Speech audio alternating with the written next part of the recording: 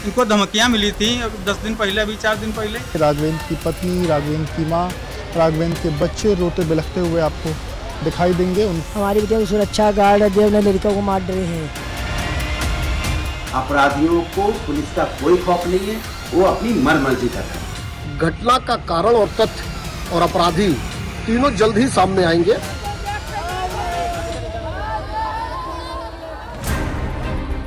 आखिरकार हत्या के 24 घंटे बाद सीतापुर के पत्रकार राघवेंद्र वाजपेयी का अंतिम संस्कार कर दिया गया। उनकी आखिरी यात्रा में हजारों लोग आए थे, परिवार वाले रो रहे थे। सबके चेहरे पर सवाल था कि राघवेंद्र के जाने के बाद अब इस परिवार का क्या होगा।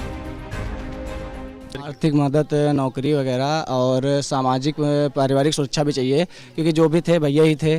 राघवेंद्र की सास इस बात से चिंतित हैं कि उनकी बेटी और राघवेंद्र के बच्चों की जिंदगी आगे कैसे कटेगी।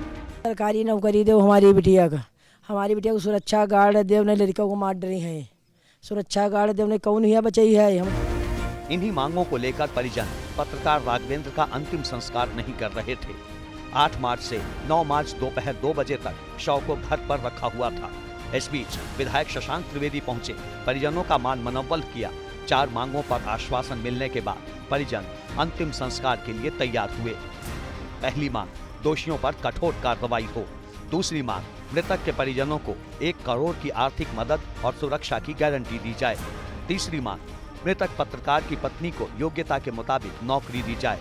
और चौथी मांग, राघवेंद्र वाजपेयी के बेटे और बेटी की शिक्षा व्यवस्था की गारंटी दी जाए।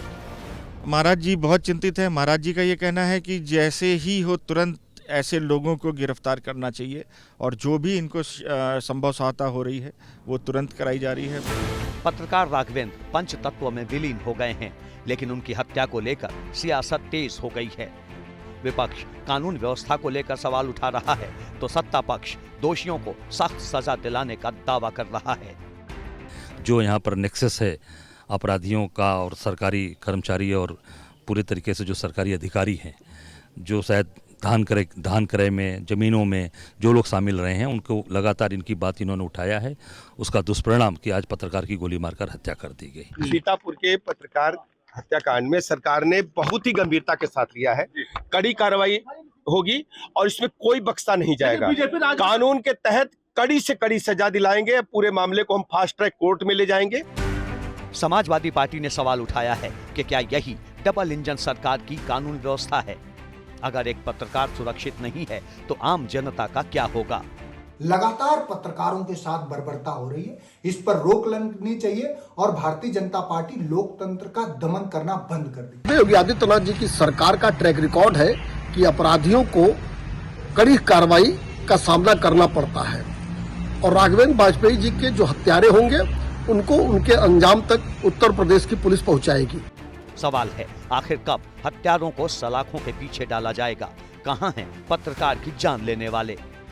अभी सारी जानकारियां एकत्र की जा रही हैं और हम लोग प्रोसेस में हैं और इन्वेस्टिगेशन चालू हो गई है। सारी टीमें लगी हुई हैं, काम कर रही हैं और अभी शीघ्र इस घटना को खुलासा करेंगे। पत्रकार राघवेंद्र वाजपेयी की हत्या के बाद ये सवाल भी उठ रहे हैं कि आखिर उन्हें क्यों मारा गया, उनकी किससे दुश्मनी थी? परिजनों का कहना है कि कुछ दिन पहले ही राघवेंद्र ने एक घोटाले का खुलासा किया था।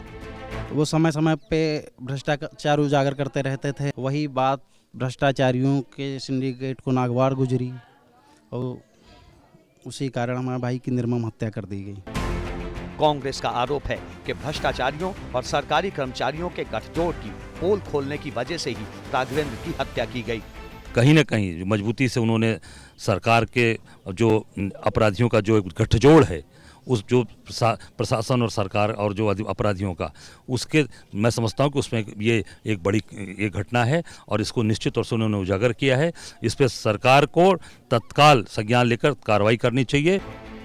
बीजेपी विधायक शशांक त्रिवेदी भी मानते हैं कि राघवेंद्र की पत्रकारिता से कुछ लोग परेशान थे, लेकिन उनकी हत्या को वो प्रशासन की नाकामी नहीं मानते।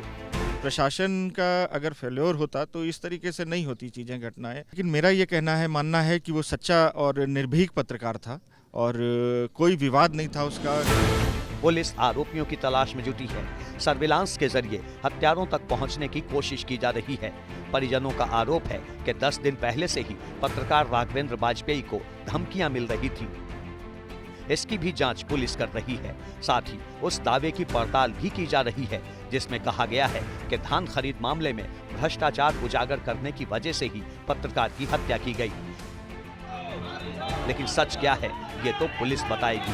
फिलहाल परिजन इंसाफ के साथ साथ आर्थिक मदद का इंतजार कर रहे हैं।